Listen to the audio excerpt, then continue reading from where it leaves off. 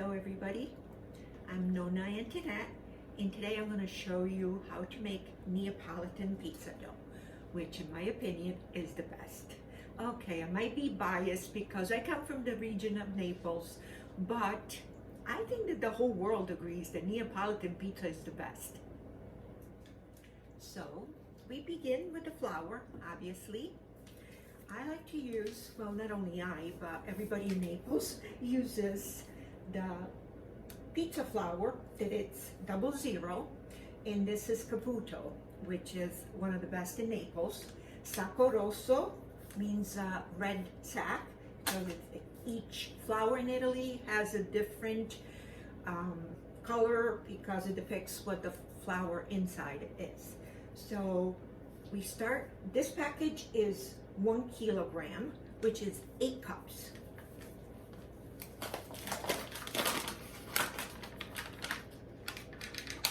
And the beauty of this, it's already measured, so it saves you the trouble of measuring the 8 cups. Now, I want to show you the rest of the ingredients. We have 2 grams of fresh yeast. We have 2 teaspoons, 10 grams of sugar, and we have 4 teaspoons of salt, which is 30 grams, and we have 2 tablespoons of olive oil, 25 grams, and 2 3/4 cups of water, which is roughly 650 grams of water. So you might ask, why am I telling you in grams? Well, in Italy, they use the metric system, obviously. But what I like about it is that with the metric system, you're able to know exactly what you put in here. Sometimes, some friends say, oh, I got your recipe, it didn't come out the same way. And I said, okay, did you measure it correctly? And did you do all the steps I told you? But sometimes my cup, if I fill it just the regular way and somebody fills a little more, a little less, well, it's going to be a different end product. So I love that the Italian recipes, and of course this is an Italian recipe, so I have it in grams, but I did change it up and imperial measures for those that don't have a food scale. By the way, I highly recommend a food scale. So, like I said, this is 8 cups, 1 kilogram of flour. And we start by putting the sugar and a little bit of the water. I took about 3/4 cup of water, room temperature, no need to do anything else. And we put the live yeast in it and we start melting it. So if you use dry yeast, you're still going to put some sugar to make it grow a little faster, but you will wait until it starts foaming at the top before adding to your flour. Because this is fresh yeast, you don't need to do that step. It's already live, so we know that. Okay, this is all nice and melted. Make a little well in my dough, and I put it all in. Go, and we start mixing. Now, my grandmothers taught me how to cook and bake when I was in Italy, and I lived in Italy until I was 13 years old. And I just loved watching my grandmothers do their magic in the kitchen, and I loved to help. I was always there, getting my fingers in the dough, or helping make homemade pasta or pizza, whatever. And I'm glad I did, because now I can teach my grandchildren, and they love it. Every time I'm either they're here or I'm over their house, I say, okay, what are we gonna make today, Nona? Okay, so this is ready to absorb a little more water. Now, I was explaining how this recipe is in Italian and grams and stuff like that. So I'll try to do my best to translate and explain to you the process and why I do certain things. And now, the recipe for a good Neapolitan pizza dough requires about 65% water, hydration actually. So that's why I put 1 kilogram of flour, 650 grams of water. So now you know why the 650 grams of water. And we continue mixing.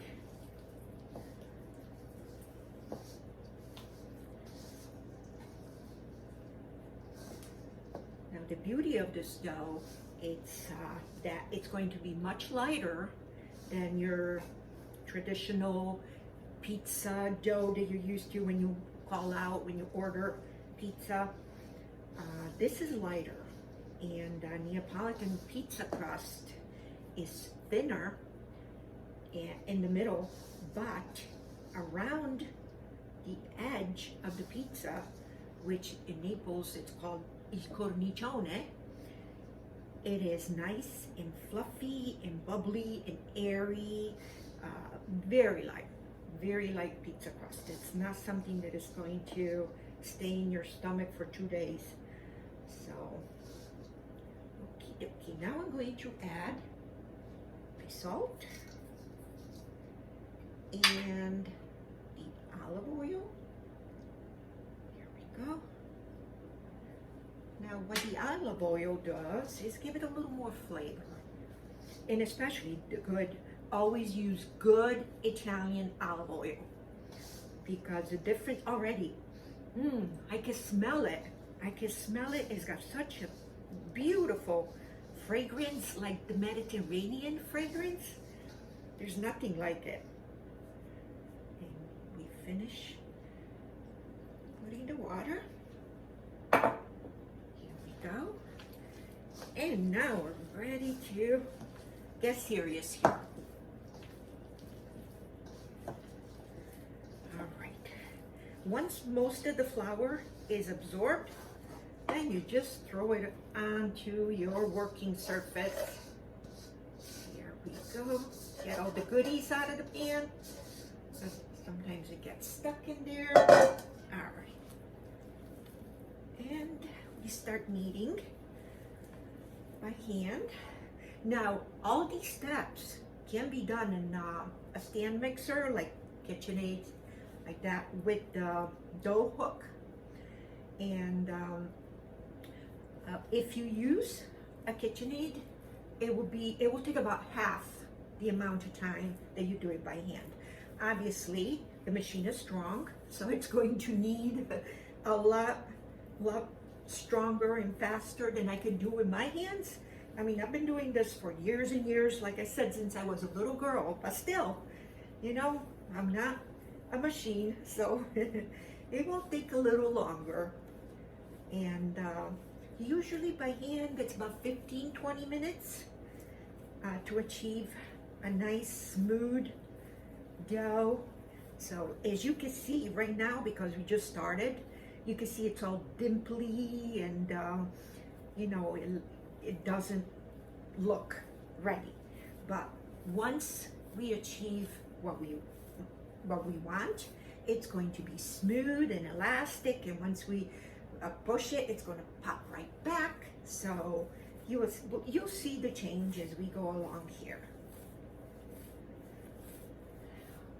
One tip I want to give you: although we went with metric measures, so they're more precise and everything, you also have to take into consideration the season that you're baking. You know, people say the baking is a science. It is. It really is. So if you're baking or making dough or whatever you're doing, pasta, homemade pasta, bread, whatever that requires flour and water, if you are doing it in the winter, which is a very dry season, at least here where I live, then you may need a little more water. If you're doing it in the summer, when the weather is humid, or if you are lucky enough to live in a place that it's always summer. And by the way, invite me sometimes over your house because I do not like winter. Oh boy. So you will require, in humid weather, you will require more flour because, you know, the humidity in the air, you know, it's absorbed in the product that you're making. So see, I'm giving you tips of the day. Okay.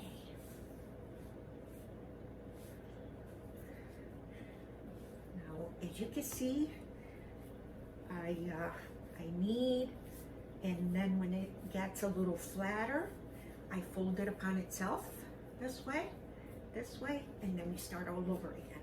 Because you want to make sure that every little bit of the dough gets worked. You know, this process, it's going to release the glutens, it's going to make this elastic and beautiful and airy. So that's the reason why we want to do that.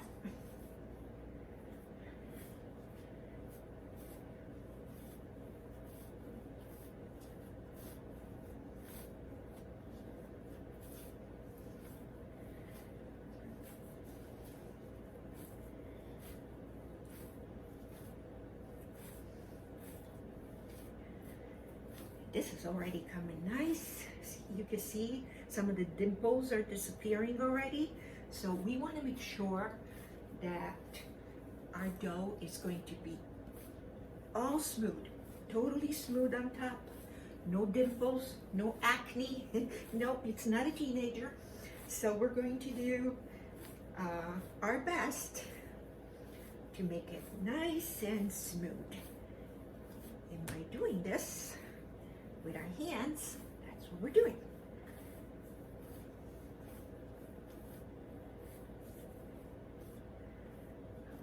Oh, it's already coming. I don't know if you can see, but it's already starting to become more shiny on top.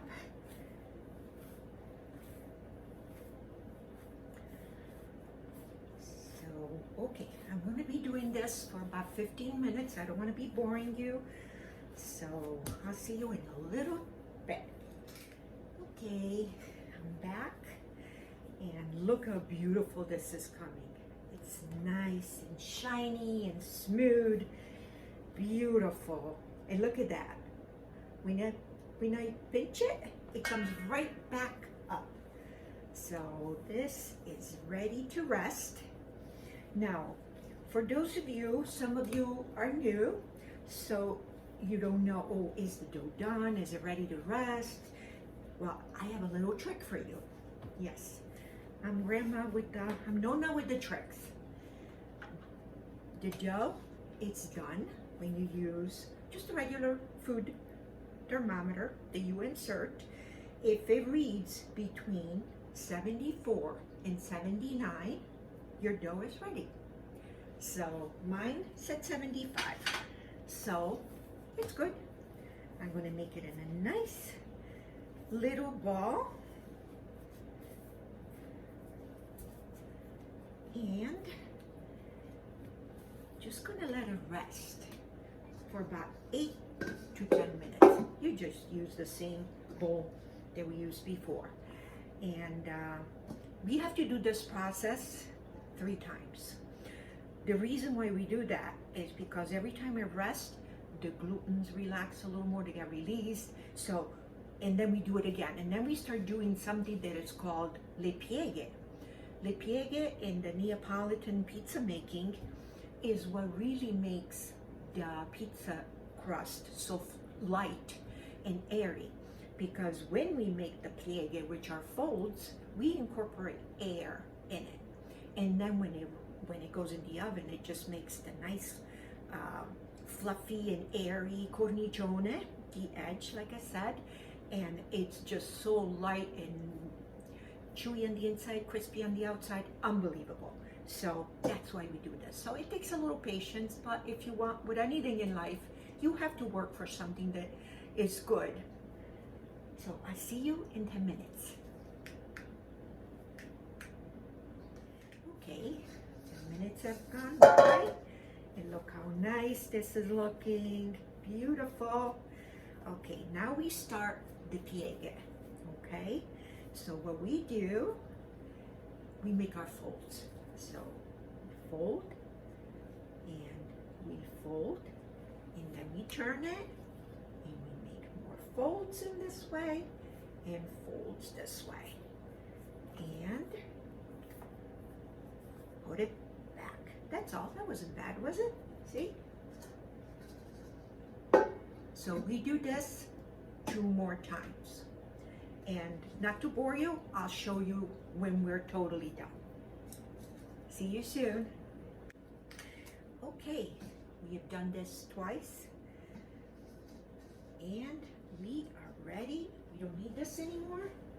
So we are ready to take care of this baby. As you can see, it is beautiful, it's shiny, it's smooth, beautiful, just the way I wanted it. Now, this recipe will make either 4 medium-sized pizzas or 2 large, extra large, I would say. My family, cannot get enough of pizza, so I usually do them big. But just for the sake of showing you how to make the little pieces to save, so we're gonna cut this in half. So we'll see 1/2 for an extra large pizza. And we will cut this in 2. That way we have 2 smaller pieces. Now I have this food safe container ready because this recipe has to rest a long time. The reason why we only use 2 grams of yeast is because we want slow and steady fermentation, long. So I would say a minimum of 12-14 hours all the way to 24 hours. So if you want to make pizza, do this process the night before, and then you put it to rest, and then when you come home the next evening, you're ready to make your pizzas. Okay, so let me show you the process of making the little rolls. So we start with this piece, and we make little pieghe, more little folds like we did with the big piece, and so we incorporate even more air.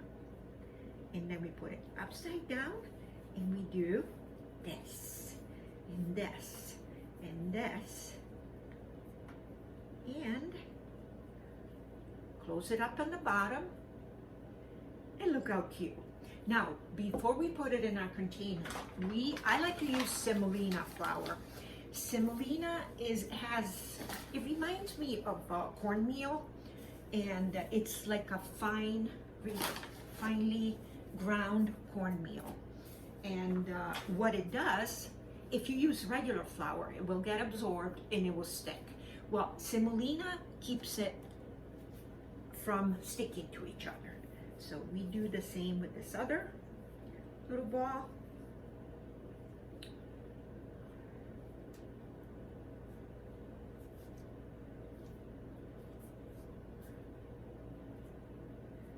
Looks like I'm making mozzarella. Have you ever seen people make fresh mozzarella? How they do that? Such a fun thing to watch. Okay, here we go. Too close so they don't stick. And now this is the big piece. So we're going to do a little bit more work on this one.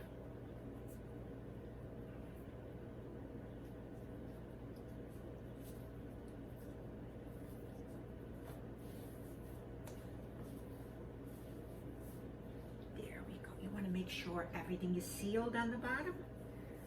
And here we go. This is the bigger one. And we put it here. Now, you're welcome if you want to put a little olive oil to keep it, because you don't want a crust. You don't want to have a crust on the dough. You want to keep it moist. You can use some olive oil if you want. What I do, I just have some plastic wrap that I put over before I seal this container. And of course now I'm going to fight with the plastic wrap because this is what I always do. I wish they would invent plastic wrap that you don't have to fight with. I think they would make millions if they do that. Okay, there we go. Don't fight me. Be nice. Come on.